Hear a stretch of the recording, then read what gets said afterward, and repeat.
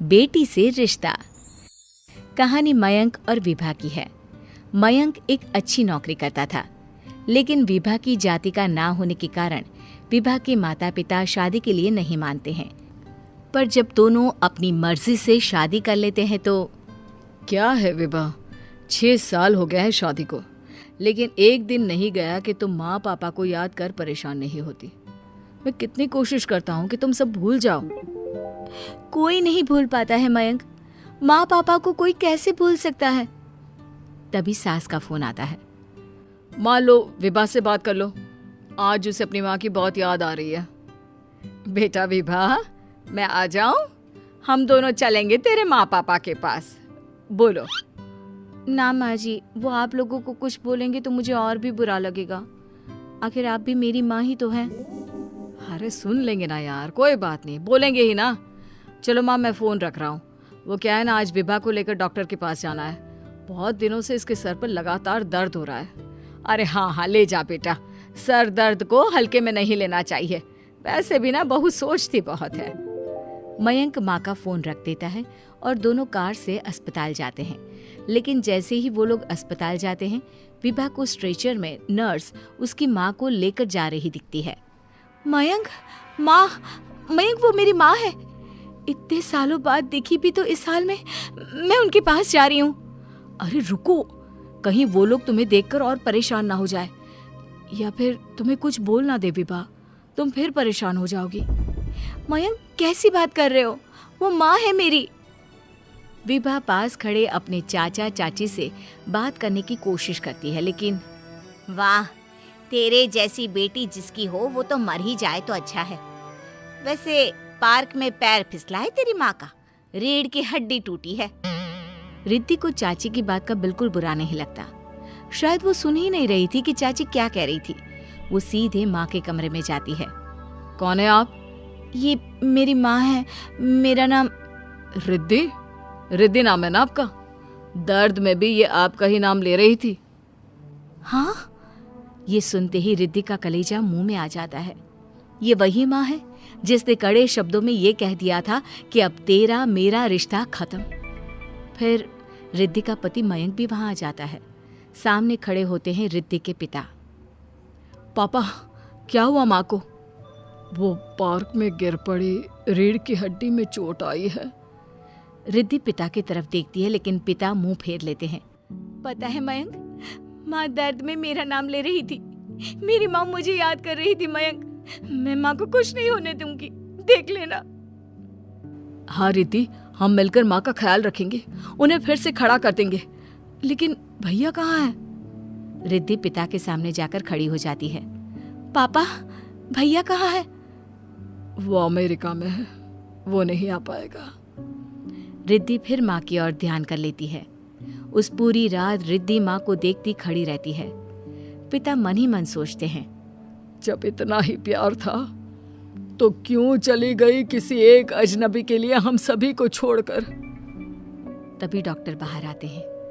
आपकी वाइफ को होश आ गया है, क्या मैं उनसे मिल सकता हूँ?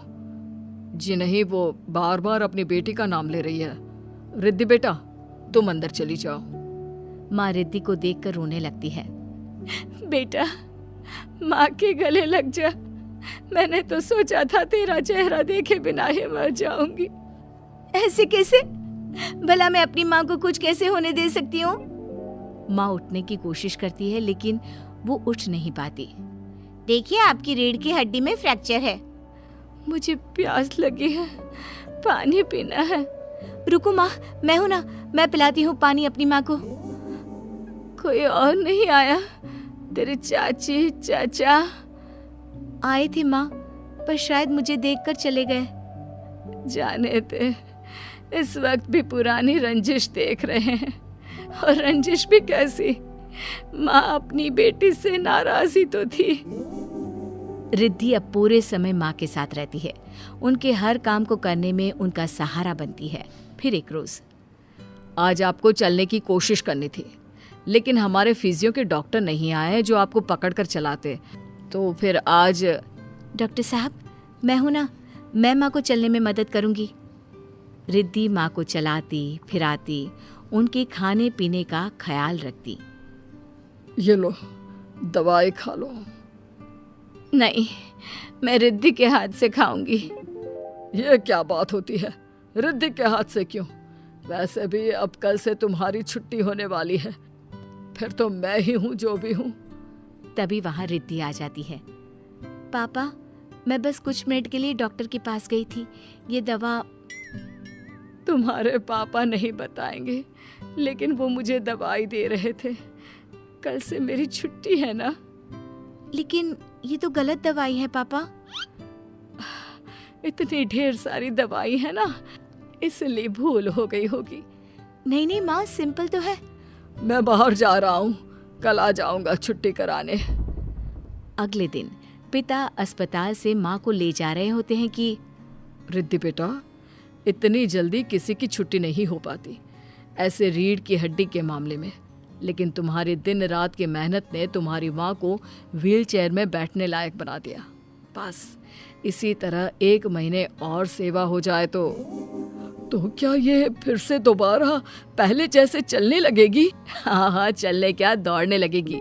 अब क्या था, पिता कुछ सोच में पड़ जाते हैं कि रिद्धि कहती है, माँ मेरे साथ मेरे घर चलो, 1 महीने मैं तुम्हारी सेवा करना चाहती हूँ। नहीं, चलना है तो तुम चलो अकेली। उस लड़के के लिए ना हमारे दिल में जगह है ना घर में। पैसे वाला होगा तो अपने घर का। पास खड़ा मयंक रिद्धि को इशारा करता है। तुम जाओ रिद्धि, तुम्हारी माँ को तुम्हारी जरूरत ज्यादा है, मैं समझ सकता हूँ। रिद्धि भी माता पिता के साथ मायके चली जाती है। वो माँ की सेवा दिल लगाकर करती है। पिता भी रिद्धि को माफ कर देते हैं और फिर 1 महीने बाद, देख रिद्धि, मैं बिल्कुल ठीक हो गई। सच कह रहे थे डॉक्टर कि मैं तो दौड़ भी सकती हूँ। बस माँ, तो अब मैं चलती हूँ। मयंक और मुन्ना मेरे बिना न जाने कैसे होंगे। अरे क्या जरूरत है जाने की, यहीं रुक जा। या फिर नहीं पापा, उस दिन आपकी शर्त मैंने सिर्फ माँ की हालत देकर मानी थी, लेकिन अब नहीं। अब मैं इस घर में तभी कदम रखूंगी जब मेरे पति को भी इज्जत से बुलाया जाएगा। पिता समझ जाते हैं कि बेटी क्या चाहती है। फिर एक रोज, अरे रिद्धि देखो तो दरवाजे में कौन है? रिद्धि दरवाजा खोलती है तो सामने माँ पिता खड़े होते हैं। हाथ में होता है ढेर सारा गिफ्ट। कहाँ है मेरे दामाद जी? मयंक और रिद्धि माता पिता को देखकर खुश हो जाते हैं और माँ मुन्ने को गले लगा लेती है।